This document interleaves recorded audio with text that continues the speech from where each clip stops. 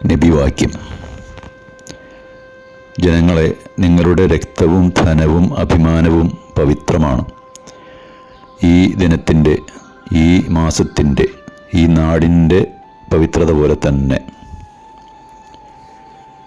ഐക്യരാഷ്ട്രസഭയുടെ ആഹ്വാനപ്രകാരം എല്ലാ വർഷവും ഡിസംബർ 10 മനുഷ്യാവകാശ ദിനമായിട്ട് ആചരിക്കുകയാണ്.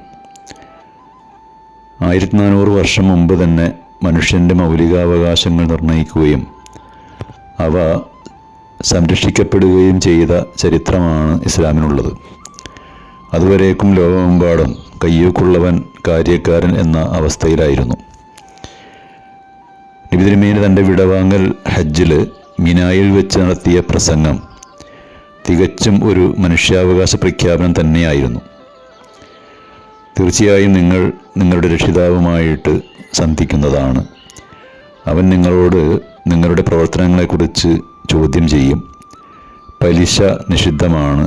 ആരും ആരെയും ആക്രമിക്കരുത്. പിശാചിനെക്കുറിച്ച് ജാഗ്രത പുലർത്തണം. സ്ത്രീകളെ മാന്യമായി സംരക്ഷിക്കണം.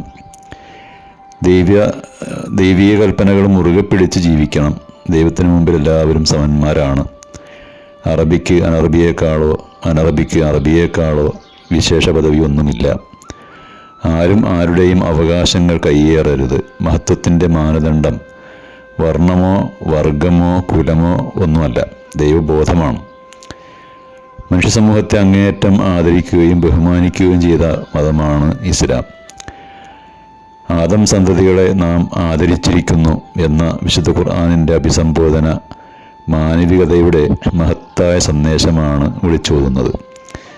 പ്രതികരണവും പ്രതിരോധവും മികച്ച രീതിയിലാകണമെന്നും മറ്റു മതങ്ങളെയും അവരുടെ ആരാധ്യ വസ്തുക്കളെയും അസഭ്യം പറയുകയോ പരിഹസിക്കുകയോ ചെയ്യരുതെന്നും ഇസ്ലാം നിഷ്കർഷിക്കുന്നു.